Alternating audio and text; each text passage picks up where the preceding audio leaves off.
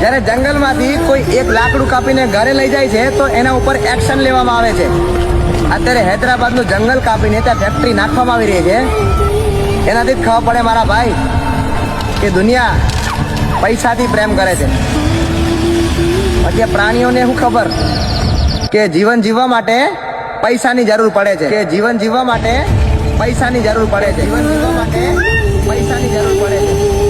તો મારે ખાલી એટલું જ કહેવું છે કે આ પ્રાણીઓના માટે ઊભા રહો. કંઈ તમારાથી થાય નહીં, પણ ત્યાં જંગલ કાપતું અટકાવવા માટે ત્યાં ખાલી ઊભા રહો. બસ મારે એટલું કહેવું છે ને આ વિડીયો જેમ બને એમ આગળ શેર કરો. શેર કરવામાં તમારું કંઈ નહીં જાય.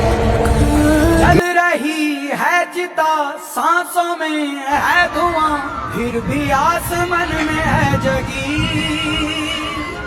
भोर होगी क्या कभी यहाँ पूछती यही ये बेड़ियां देख तो